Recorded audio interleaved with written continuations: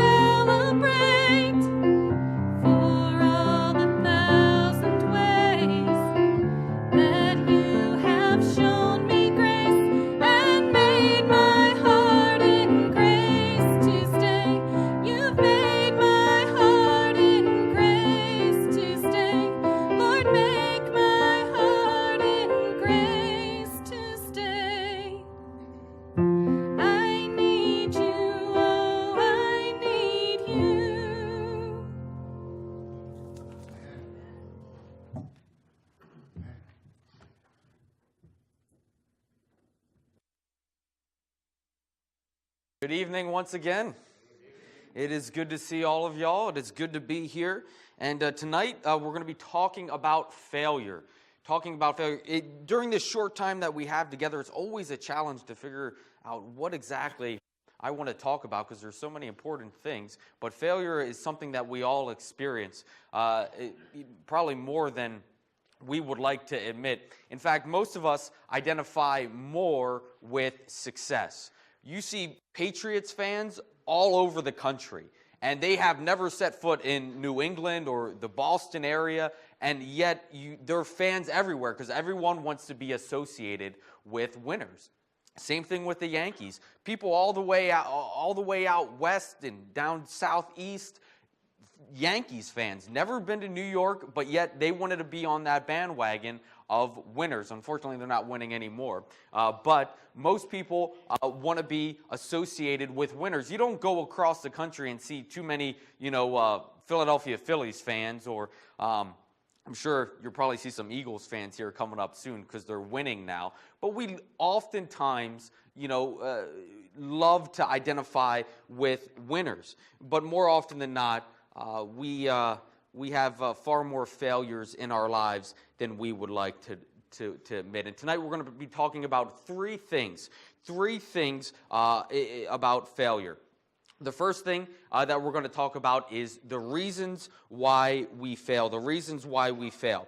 Now, if you're in a season of failure, if you're kind of going through this valley of failure, kind of where everything that you touch turns from gold to dust, where everything just kind of seems to be going against you, we're going to be talking about failure, all right? And we're going to be talking about the reasons why we are in that season. The second thing we're going to be talking about is opportunities that failure affords us. And lastly, we're going to look at our common reactions to failure. Scripture mentions three reasons generally why we fail. Three reasons generally why we fail. The first reason why we fail is disconnecting. In Deuteronomy chapter 28, verse 20, it says, "The Lord himself will send on you curses, confusion, and frustration in everything you do, till at last you are completely destroyed from doing evil and abandoning me." The first reason we fail is disconnecting from God. Now, that's a pretty harsh passage in Scripture. I mean, that's kind of one of those passages that you kind of wish weren't there because you read it and it hits you right between the eyes. It's like, really, like all these bad things are going to happen to me from abandoning God. And it's true. As we disconnect from God, it's a reason why we experience failure. When we disconnect from our source of victory, the only alternative is failure. And so I want to be clear, as I was last night, salvation is by grace alone, through faith plus nothing, right? But blessings come through blessings come through being obedient. Or by connecting with God and being in a saving relationship with Him and being obedient to Him, that's where the blessings come. And obedience tells God that we're ready to receive the blessings that He has in store for us. There was an older couple. They were driving down, driving over to the local Walmart, I guess, or someplace. And the old man, he's sitting in the driver's seat.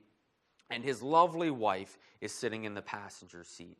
And the wife had, just kind of this perplexing look on her face, kind of, deep in thought. And she tells her husband, who's driving the car, she says, honey, I miss the days when we were so close. Now it just seems we're so far apart. When we used to go to the supermarket, you used to sit so close to me, and we used to be, holding hands, and, I miss that, and now we're just so far apart. And, why is it, that you have to be so far apart? Why can't we be closer? And the old man is like looking even more perplexed than his wife, and he looks at her, and he says, well, ask yourself the question, who's moved? Right? Because he's been driving the car the entire time. And he's like, really? And so the, he's been there the whole time, and the wife is, slowly moved over to her side. I guess the air was better on out that window than his. But here it is. When we are disconnected from God, we need to ask that same question: who has moved? When we feel far apart from God, or that God is somewhat distant from us, we need to ask ourselves the question, who has moved? Because God has been there the entire time. God isn't the one who has moved. In fact, God is the one who's actually pursuing. But God isn't the one who moves there. And so disconnecting from God, disconnecting from our source of victory leads to failure. The Bible mentions two other reasons for failure. The second thing we look at is pride. Proverbs chapter 16 in verse 18, it says, pride leads to destruction and arrogance to what? To downfall. Pride leads to destruction and arrogance to downfall, right? Three of the most dangerous words that I find within the English language are, I already know it. I already know. How about that? 3, I already know. I already know. We call those people know-it-alls. Have you ever met somebody like that? Ever meet somebody, one of those people who just know everything? We all know someone. How many of you are married? No, I'm just kidding. Don't do that.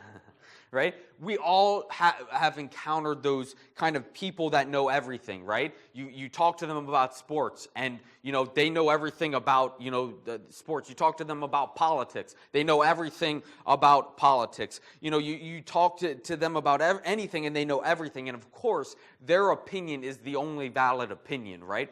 Their reasoning and their way is the only valid way. Their view is the right one. And you feel kind of good inside, when those people kind of are walking along the way and they trip and they fall. But, we're all good Christians, and so we help them up, But inside, we're like, yeah, you got what was coming to you, right? But these are the kinds of people, they're prideful, right? They're prideful. A person who is very insecure exhibits a lot of pride, a lot of prideful behavior, because they're compensating for their insecurities, right? They're the kind of person that's never going to apologize. They're the kind of person that's never going to admit they're wrong. They're the kind of person who never apologizes to their spouse. They're the kind of person that you could give them a better way of doing something, and they're simply not going to do it because they didn't come up with that idea. And even if their way is causing them stress and pain, they're still going to persist in it because that's just the way that they are, right? They refuse to listen or to take counsel because their way is right. And, you have to ask yourself the question, well, why do you find yourself in a season of failure when you refuse to, do what other people are counseling you to do? And pride keeps us kind of in that pit of failure. But, we're not islands. We're not kind of like these silos. We're interdependent. We need to be dependent upon other people. And so pride leads to destruction. Now, I'll share with you an interesting story. It's a funny story for me, not so much the person who was involved. But, I had just bought this truck. It was the GMC Canyon. It was a 4x4. It had nice tires on it. And I was in the mountains of West Virginia, and it was snowing in West Virginia. We had my friend Ron was in the car with me, and he is he's kind of a bigger guy, right? We call that like extra blessings, right? He had a little extra blessings, which was cool. And we just came back from the gym, all right? Now, we were talking about the truck or something like that, and as we were getting back to campus where we were going, there's just a massive hill there, just a massive hill, and you really have to get a running start, to get up there in 4-wheel drive. If you have 2-wheel drive, you're just kind of out of luck, unless you got spikes on your tires or something like that, or chains. But you have to get a running start. And we were talking about the truck, and I said, you know what? I have so much confidence in this car, in this truck, that I bet you I could stop right in the middle of that hill, come to a complete stop and still make it up. Now, mind you, there's probably about 2 inches of snow on the ground already, and it's still falling heavy. And so he's like, no, no, no, no. And I stop right in the center of this hill. Because I was like, I got this, man. This has got it, right? And I stop there. And I put it in there and everything's good. Hit the gas. That thing just starts spinning. But it didn't just spin because we're on the side of a hill. It starts sliding back. And on the other side of the hill, it's not that good, right? It's just a drop off and some barbed wire fence down there. And I'm getting closer. I'm backing up. The thing's just sliding all the way back. And I was like, oh, man.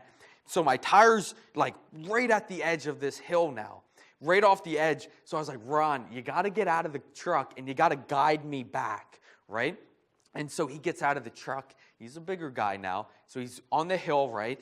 Snow and ice, and he's standing there, and he's like, back up. So I backed up. I got the truck straight on the hill, right? And I start to go back, and I'm straight now. We're good to go. I say, Ron, come on down. So Ron starts to come down, and he starts to go a little bit faster than I had anticipated because he's now slipping on the ice. And he can't catch his balance. He hits the front of my truck, and he ends up falling down, and he slides off of the side of the road. And I kid you not, the last thing I saw was his hand go up, and it was just like, huh? And then I heard it. I kid you not, it was like a movie. It was like a cartoon. You just hear the ooh, ooh, ooh, ooh, oh, ah, ah, ah. I was like, oh my goodness, I just killed Ron. And so I ran over. I got out of the truck. I was slipping and sliding. I looked down. I was like, Ron, are you okay? He's like, yeah, I'm fine. The barbed wire stopped me. I was like, oh my goodness. Anyway, it's one of those things. If my pride hadn't said, let me just stop in the middle of this hill, he would have never fallen off, right? He would have never fell into that barbed wire. But pride leads to destruction, and pride leads to failure. And that was a pretty serious failure, and he suffered the brunt of my failure in that regard. But pride is one of the reasons that we find ourselves in a season of failure. The third reason that we find ourselves in a season of failure is shortcuts. Shortcuts.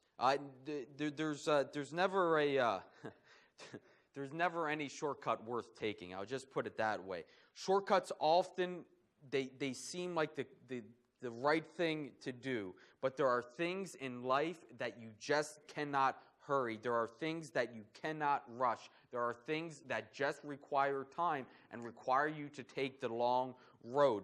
Notice here, Proverbs 21:5, it says, good planning and hard work lead to prosperity, but hasty what? Hasty shortcuts lead to what? Lead to poverty, right? Somebody once said there's no shortcut worth taking, no shortcuts to any place worth going. You simply cannot rush. You can't take shortcuts. We live in a world where we're oftentimes pressured to take the shortcut. We're often, because of the pressure that is put on us by parents, by our society, by our bosses, we're often pressured to take the shortcut. We're pressured to cheat on that test. We're pressured to cut corners on that report or whatever the case is. And we live in a society that pressures us into shortcuts. However, it may seem like the right thing to do at the time. It may seem like the easier way, but more often than not, the shortcut ends up costing you in the long run. It seems like the right thing to do, and it's certainly the easier thing to do. But that's, why shortcuts, in my opinion, are often based on laziness rather than the reality of it. It's an interesting thing, how much the avoidance of effort is ingrained into people. We often don't look for the best answer or the best way to do it. We simply look for the easiest way or the quickest way to accomplish something. We look for the minimum effort that we need to exert to kind of just get by. The truth is, there are many situations in life that we're taking shortcuts that it's the absolute worst thing that we can do. And one of the major areas I see people take shortcuts in all of the time is relationships. All of the time. I see it. And, the names change, the faces change, but the situation is still the same. I have people come into my office all the time. Usually, a young lady, she's like, I'm ready to get married. Oh, that's great. Like tell me about, the love of your life. Oh, well, Pastor, it was love at first sight. I was like, oh, that's awesome. How long have you known this person? Well, we've known each other for about a month. Okay. What's his last name? Well, his last name's this. We'll find that out when we get married. It's all good. We're just, don't worry about any of that. Right. Okay. So my job as a pastor is to kind of take the blindfold off, right? Whenever a couple comes in, I want to, take the blindfold off as we do premarital counseling, right? Because I want to set whoever comes up, whoever I marry, I want to set them up for success rather than failure. And so we do premarital counseling. And so it's my job to kind of take off the blindfold, right? To kind of let them see the person for who they are. And so, we do this game exercise, if you will, and we do a list of 10, right? Tell me 10 things that you absolutely love about the person, and 10 things that you just can't stand, and 10 things that you really would want to work on this other person, right? And so we sit down, and they do the 10 things, right? And usually the woman in the relationship has like a big long list, like goes on to like 20. Like the man just has like, she's beautiful, she's perfect. Anyway, they have all the men were very unarticulate. We don't articulate our feelings as well as women. But the women, they have their nice long list of things they love. I love, he gives me flowers, he treats me better than anyone else has ever treated me. He's strong and he's handsome and he takes care of me, and all of these sort of things they list. And that list is usually knocked out like no problem. The 10 is no worries. But then it comes to the other 10, the 10 things that you would want them to work on, 10 things that you think that they would need to improve on, and that list is very short if there's any things on there. And it's one of the things that you generally see. Well, he loves me too much, right? They never have anything like that's just bad on. All right, he loves me too much. That's the only negative thing that I can think about, Pastor. I'm like, right. Wait until you get married, and then we'll see how long that list is. And that list usually gets a little bit longer afterward. But, they're willing to overlook the person's fault because their mind is set on getting married. Their mind is set on being with this person, and they're willing to overlook those faults. And the thing is, they take the shortcut in the courting phase and in the dating phase, but then when they get married, they're like, oh my goodness, who is this person? I don't know who they were. Well, they've been there the whole time. We've just kind of overlooked that because of our desire to want to be married. We've taken a shortcut. And Proverbs says, hasty shortcuts lead to poverty.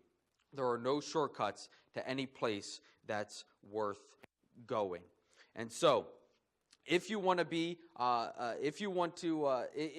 financially independent, if you want to be a great husband or a great father to your kids, if you want to be a great mother to your wife, if you want to have healthy and happy relationships, if you want to be successful, it requires intentionality and it requires effort. It's not one of those things that shortcut, you're going to take a shortcut and then all of a sudden it's just going to be sunshine and rainbows. All of those things require hard work and effort. And the most common result of taking a shortcut is failure.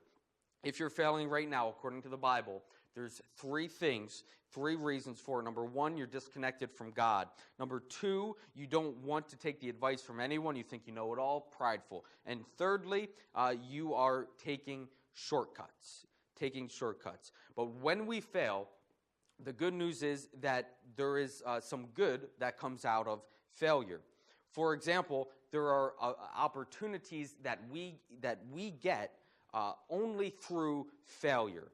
And so the good news is if you learn from your failure stops being a failure and it becomes a lesson. But the problem is not that we fail. The problem is we fail to learn from the failure. All right? And so every time we fail, we have three opportunities. Three opportunities that failure affords us. Three opportunities. The first one is it reveals problems. It reveals problems. Notice here in Proverbs chapter 18 and verse 15. Intelligent people are always ready to learn. Their ears are open for knowledge. When we fail, it's kind of like a heavenly spotlight shining in this area of our life saying, hey, listen, this is something that you need to pay attention to. Listen, this is something that you're going to need to take notice of and to start to work on, right? When we fail a test, it's an opportunity to learn how to study better, right? When we lose a game, it's an opportunity to improve so that we can win the next one. If we're failing in relationships, it's an opportunity not to make the same mistake again. And, I hear it, once again, in relationships all the time. Like a young lady comes up to me. She says, Pastor, there are just no good guys left. And I said, oh, tell me about it. Oh, well, I get with this guy. He's really sweet in the beginning, but, he's manipulative. He lies, and, he mistreats me, and, he ends up cheating on me, and I don't want anything to do with him. Right? And she said, the next guy, it's the same thing. He's manipulative, he's lying, right? He mistreats me, and then he ends up cheating on me. And she said that all of these guys, they just keep doing the same thing, manipulating and lying and cheating on me, and there are just no good there are just no good guys left. And I'm saying to myself, she's like, what's wrong with all these people?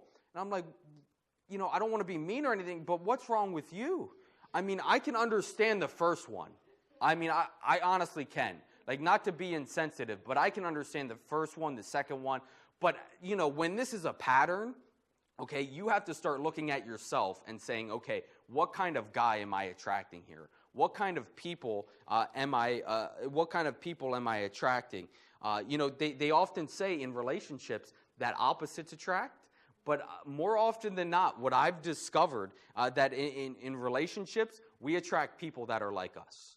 We attract people like us. If you look around your circle of friends and you say, man, like, what a bunch of losers. I'm just saying they're kind of generally a reflection upon you because they have the same interests as you. You don't hang around people that don't have anything in common with you. And so, you look around and you say, man, why can't these people just change? But really, you need to be looking at yourself. And I guarantee you, once you start making those changes in your life, the people that you attract, either in a relationship or in a friendship or whatever the case is, those people are going to change too, right? No longer are you, if you're drinking and partying and doing all that stuff, and you stop, those people that you were drinking and partying with and doing all that stuff with, they're not going to be around you for very long because you guys don't have anything in common. More often than not, we attract people that are like us. And so the key is to change ourselves, is to work on ourselves first, and then you're going to notice the people around you start to change as well. And so we look at what failure affords us. It's an opportunity to improve, and it reveals that, hey, like we got something going on, right? It shines a spotlight on our lives and say, hey, this is something that I need to fix, right? When I fail with my kids and I lose my temper and I yell at them, it reveals that, hey, maybe you need to work on this area in your life. It reveals problems.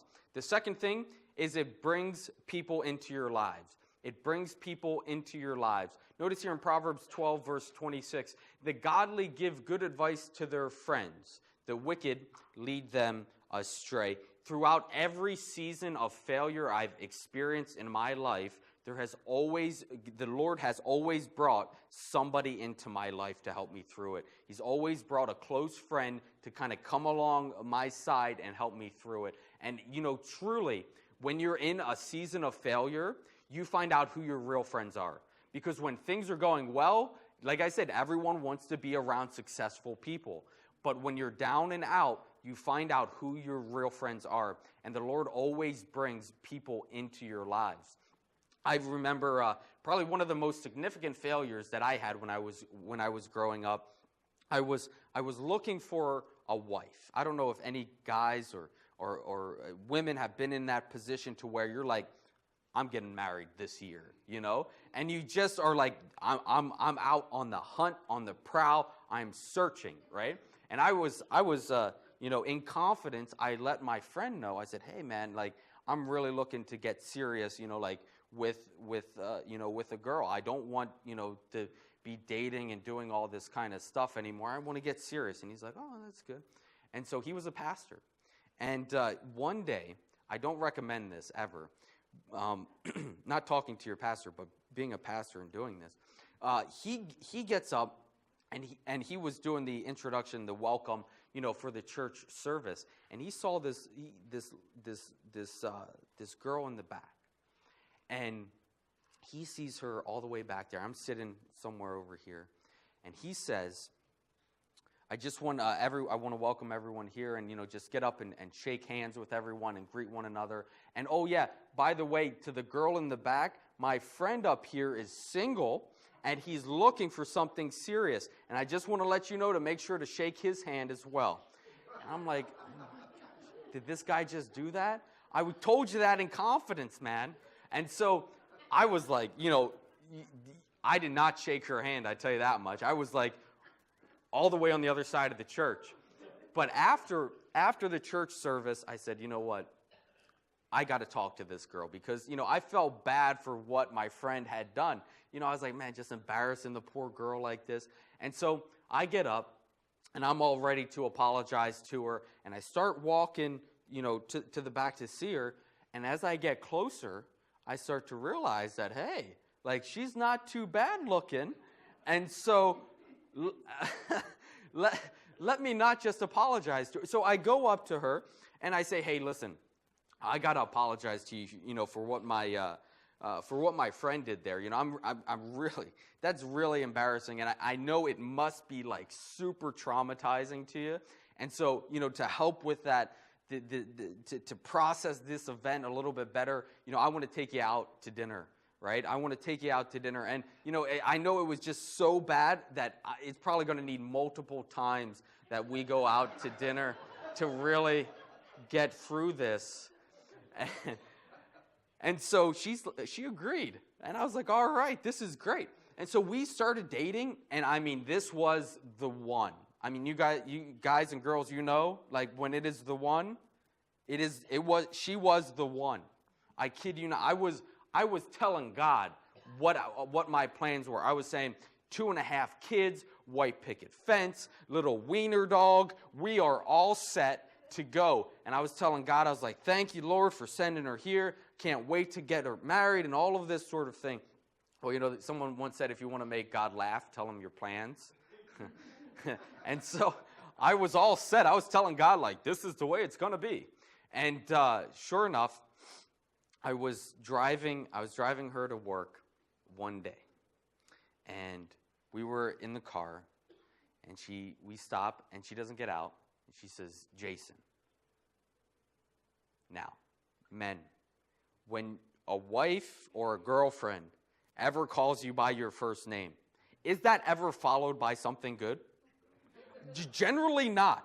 When a woman calls you by your first name, when my wife is like, Jason, it's never followed by, Jason, here's $100. It's kind of like when your parents call you by all three names, right? Like Jason, Richard, Dietz. You know nothing good is following that. Nothing good is following that. So she's in the car with me, and she says, Jason, it's over. I was like, oh man, he just crushed me. And she gets out of the car and goes to work. And I was saying to myself, you have the nerve to let me drive you all the way to work and then break up with me. I was like, got to be, well, the joke was on her because I didn't come pick her up. So, But anyway, it was a really bad season of failure. I mean, it's one of those things, it's like, this is the person, this is the one. And then all of a sudden, everything is just crushed. Everything is just kind of turned to dust. But the interesting thing was, even in the midst of that real season of failure for me, God brought someone into my life. And you know who the person was who God brought into my life? It was the friend who kind of introduced us in the beginning.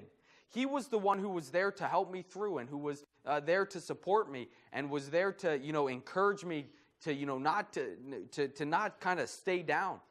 God always brings people into our lives, and usually God is when God is closing one door that seems like it's just an apparent failure, God is generally opening something better. And you know what? While I didn't get married to the one who I thought was the love of my life, later on in West Virginia, at a school that I was a chaplain at, the Lord I met the one person that was the one true love of my life, and that's my wife, who I am currently married to. Right? So while God closes one door, which seems like a failure, God is opening another door. And he never generally closes one to give us something worse. It's generally something better. And I'm really thankful that I didn't marry that girl, because I'm really happily married today. And so God generally opens better doors for us. And so God is closing one door, opening something better, and bringing people into our lives in those seasons of failure. Seeing who our true friends are to help us kind of out of this valley that we find ourselves in. So when we fail, it reveals a couple problems. It reveals things in your life. It brings people into your life, and then thirdly, it helps you to understand God's promise. Failure helps us to understand God's promise. Psalms 119, 140, your promises have been thoroughly tested. That is why I love them so much. What are promises? Promises are simply heaven's response to human failures. Did you get that? It's heaven's response to human failures. If there weren't any failures, there wouldn't need to be any promises. The reason that Jesus says he's coming back again is because our world is failing. The reason why the Bible says I have answers for your problem is because we are failing. For every one of our failures, there is a promise in the Bible. And so we just need to claim that. We need to claim the promise that God has for us. And so go home. Find a promise in the Bible and tell God what he already knows about that problem.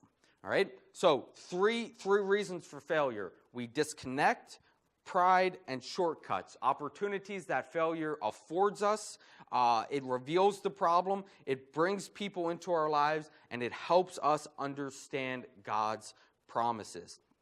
Now, how do we generally react when we fail? There's a couple common reactions to failure. If you have problems in your relationships, if you have problems in your marriage with your boss or with your neighbor, relationships with people, I'm just going to, they are hard. It is difficult. Anyone who's lived knows that. They are challenging. Someone once said, living in heaven with the saints, I don't know, certainly that will be glory, but living on earth with the saints, we do know that's a whole nother story. And it's true, it is difficult to live with people. When we fail with relationships, when we fail spiritually, when we fail financially, there are a couple common reactions that we have. And the first reaction, you can probably guess, is that we want to quit. We want to throw in the towel. One of the common reactions within the marriage when things aren't going well is to quit. That's why over 50% of marriages in the U.S. Fail. Right? Many people look at marriage as a unity of convenience. Once the going gets tough, once things start to get hard, we kind of throw in the towel and are like, this isn't for us. Marriage is supposed to be happiness all the time. Not so much, right? And so when it's not that, when it doesn't meet our expectations, we want to throw in the towel and we want to quit. And what happens is, if that's your response every time something gets difficult or something is hard or you're in a season of failure, what happens is you become a serial quitter. That is your go-to response, and you never complete anything. You just quit, and quit. Your relationships all become superficial because relationships are hard work. And hard work requires you to go beyond the point of discomfort. And so it's difficult, and it takes time to forgive people. It takes time, and it's hard to forgive a person who has hurt you, for the 20th time, or who has wronged you for the 20th time. It is hard to stay. It is hard to go through that. But we all know that relationships take work. But more often than not, we want the convenience and just take the easy road to quit. Notice Ecclesiastes 10:4. If your boss is angry at you, don't what? Don't quit. A quiet spirit can overcome even great mistakes. The easiest thing to do is quit. That's why most of us do it. But we've been programmed, because we've been programmed with this response to avoid discomfort and pain at all costs. And I assure you, I have heard some people say that 99% of this stuff we do is to avoid discomfort and pain. But I would go as far as 90%. I think that's maybe more realistic. But you think about it, ladies. Why do you put makeup on in the morning? To avoid the discomfort of maybe being looked at differently, or whatever the case is. Most of what we do in life is to avoid discomfort and pain, believe it or not. And so the easiest thing to do is quit, because we kind of want to avoid that discomfort and pain. The first sign of discomfort, we just automatically nope, this isn't for me. It's just throw in the towel. And so if you enter anything with the possibility of quitting, the most common result is going to be failure. That's just how if you start a business and say, man, if this business doesn't work out, I'm just going to go ahead and quit. Like, if that's always a possibility, whenever things go kind of south, you're going to quit. Your business is never going to be successful, because as soon as the going gets tough, you're out of there. When you're in a marriage and the possibility exists to quit, you are going to take that out every time. When my wife and myself, when we got married, the possibility of quitting was never on the table. It was never on the table. We said, no matter what, we will not quit. We will work it out. Whatever it is that we're going through, we will work it out. Same thing in a business. If you put your mind to it and say, no matter what happens, I am sticking this through. There is no quitting. I'm all in. All my chips are on the table. I guarantee you that business has a lot better chance of success than the one who the person walks into saying, well, if it doesn't work out, I'll just quit. Same thing with relationships or anything in life. Never put that possibility of quitting on the table, because you will take it. I know I've taken it more often than not. And so the easiest thing to do is quit. But if we continue to quit, nothing will change in our lives. We'll just keep repeating the same things over and over in our lives. There's generally 5 things that people tell themselves, or lies that people buy into that make them want to quit. The first thing is, I'm the only one struggling with this.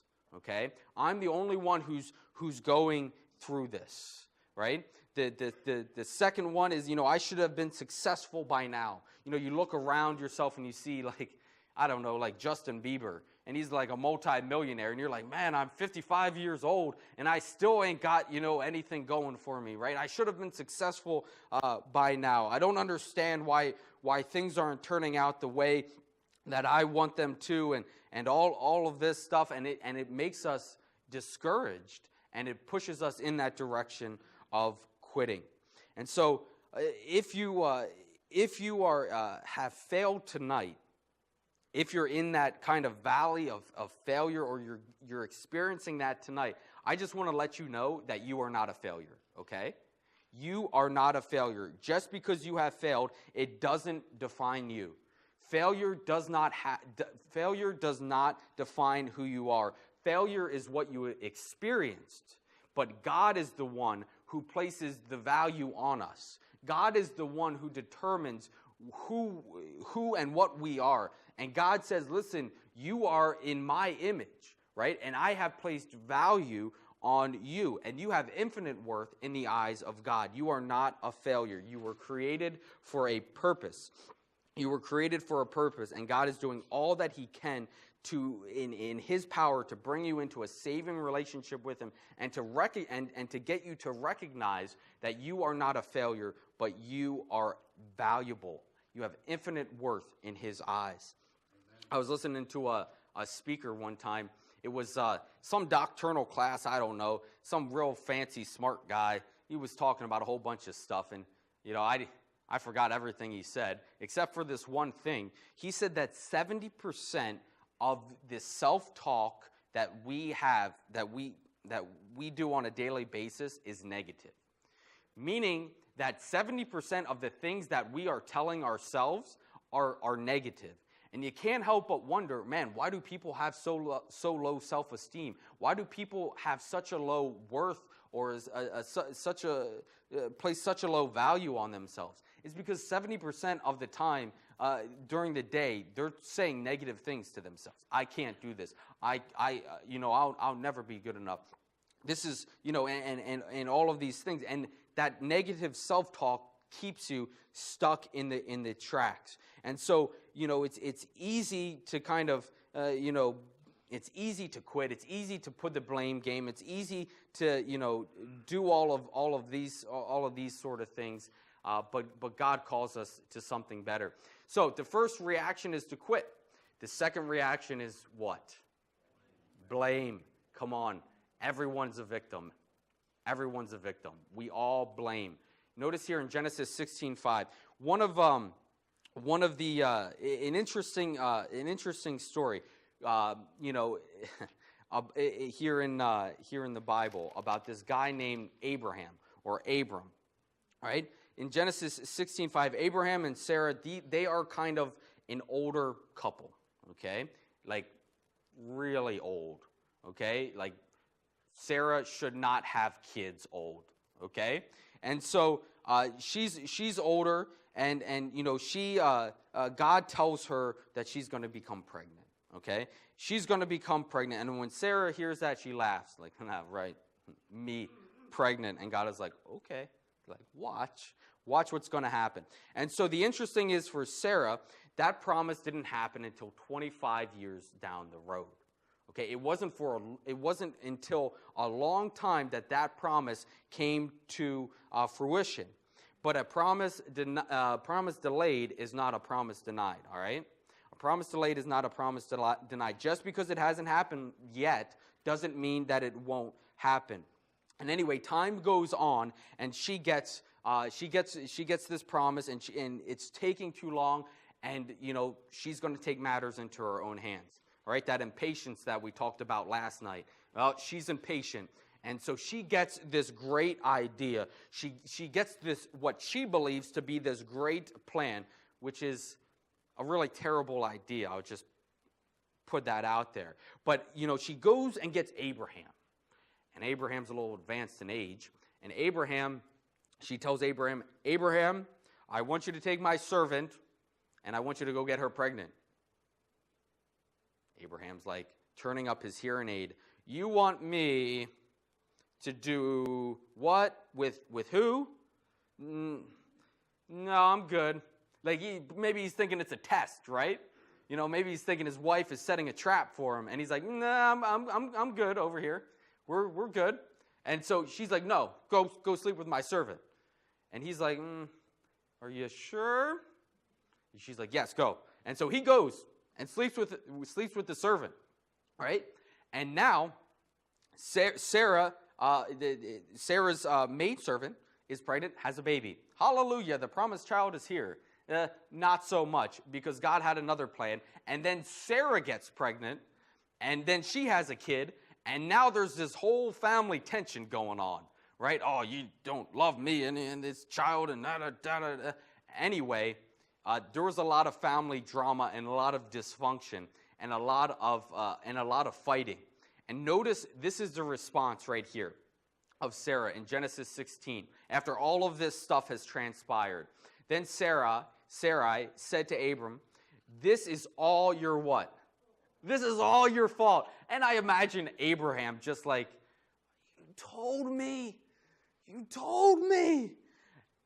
Here, all your fault. I put my servant into your arms, but now that she is pregnant, she treats me with contempt. The Lord will show you who's wrong, you or me.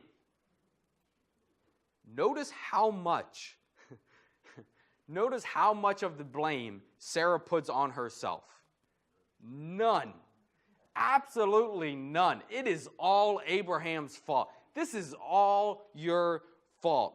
Absolutely no responsibility for her actions. I mean, she doesn't even take partial responsibility for her actions. She puts it all on Abraham. And the reality is, we live in a society where we blame a lot. We're kind of a society of Sarahs, if you will. We live in a society where it's everybody else's fault, where everyone's the victim. The reason I'm a gossiper is because my mother was a gossiper, and her mother was a gossiper. The reason I'm divorced is because my mother was divorced, and so forth. It runs in the family. The reason I'm bankrupt is because of the government. And, one of the things I would submit to you tonight is that not all, but most of our issues are self-inflicted. Most of the things that we struggle with are from our own doing. And a lot of these things are all our fault, and yet we continue to blame others for the situations that we find ourselves in. In all my years of pastoring, I have never had a couple who have had marital problems, who have spoken to me about those marital issues, where they have said, listen, I'm to blame. I'm the one. It's all on me. I was a terrible person, and so forth. I've never had that. Every single person who's come in, it's always the other person's fault. This person, I mean, she's just as cold as ice. She's like a dead fish when I kiss her. She's just mean. It was like she was baptized in vinegar. She was just a mean person. And I don't know what's going on. This isn't the person I married, right? It's all the other person's fault. But the reality is, I'm not a product of my environment. And we have to realize that. We're not a product of this world. We're called to a higher, better environment. I'm not only a citizen here of the United States, but I'm a citizen in heaven, right? And I have my values are heaven's values, and so we need to understand that these reactions are common, but they're really not that great. Okay, they're really not great options. We can quit and we can blame, but you know what? Some quit, some blame, others grow. Notice here in Philippians chapter 3 in verse 12.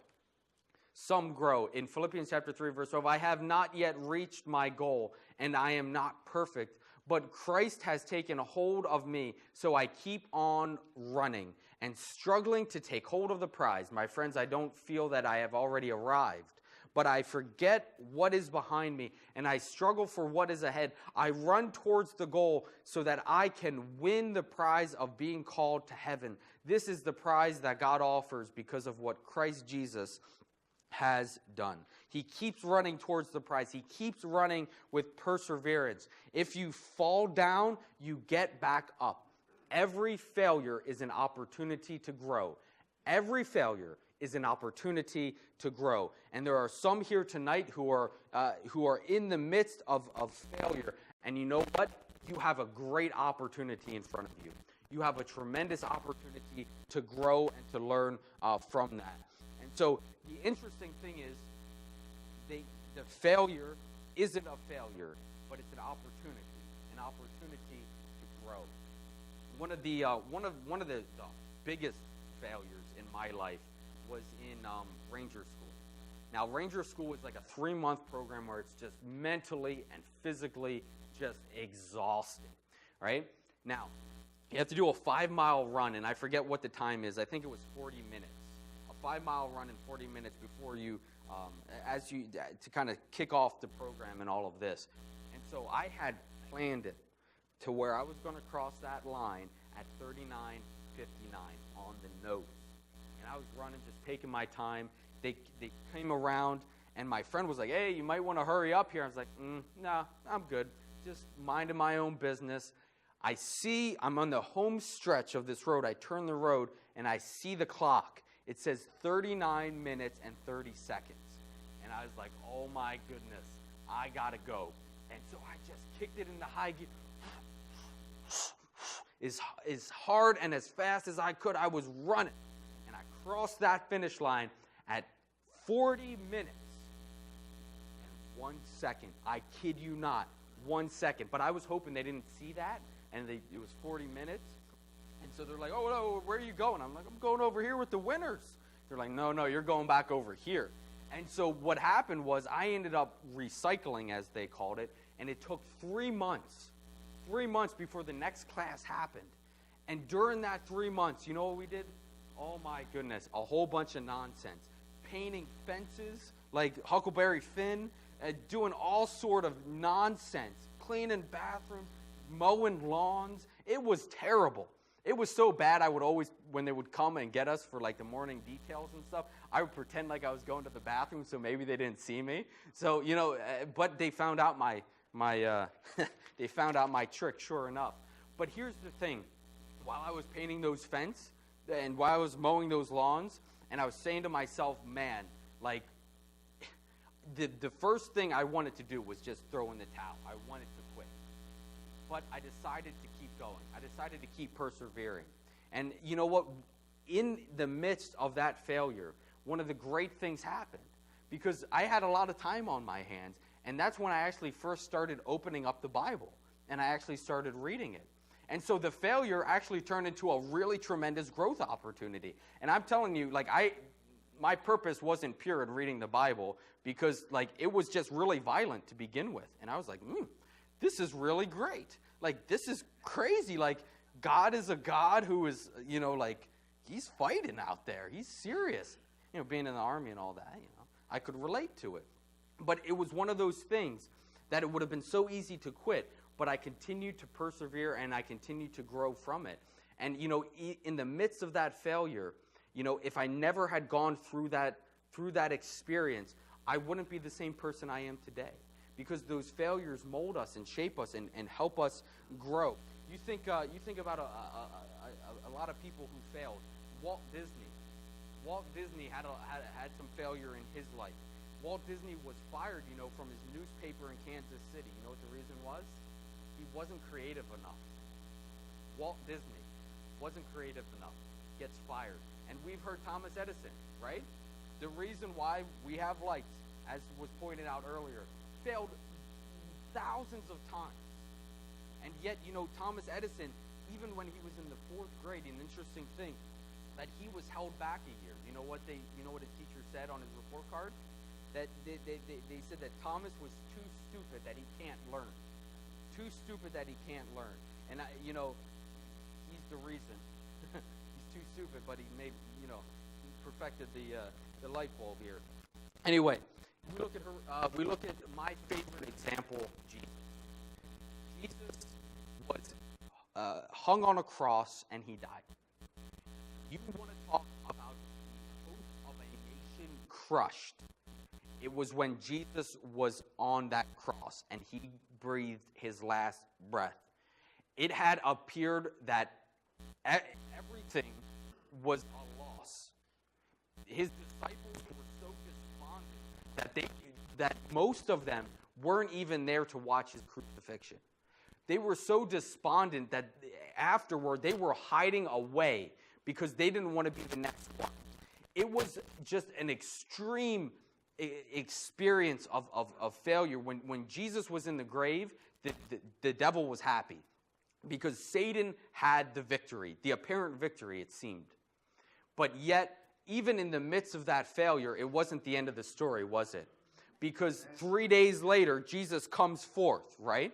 He comes forth out of that grave, and it was what appeared to be the greatest failure turned into the greatest success for all of us, for all of humankind. And so each one of us get to partake in that victory that looked like an apparent failure.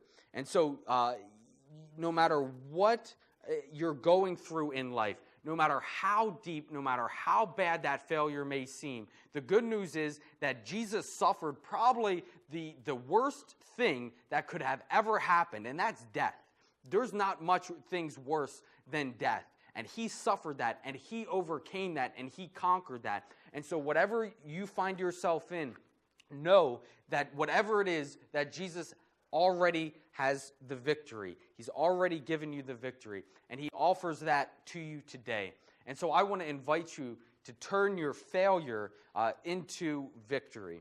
And by doing that, accepting Jesus as your Savior. We have cards coming around. I don't know if you want to accept Jesus as your Savior. I don't know if you want to follow him, or you have more questions, or whatever the case is. Just go ahead and fill that out on your card. And the good news is that there's hope for us. There's hope in the midst of failure. And we see people throughout the countless ages that have failed, but yet the failure doesn't have to define us. Failure doesn't have to define us, but it provides us an opportunities to grow and to learn. And so I want to invite you, as those cards come around, fill those out. If you've given us your information yesterday, don't worry about it today, but just put your name on there.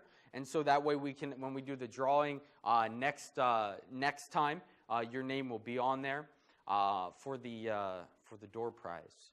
And if you have any questions as well, place those on the back as well. The good news is, if you're in the season of failure, there is hope. There is hope for you.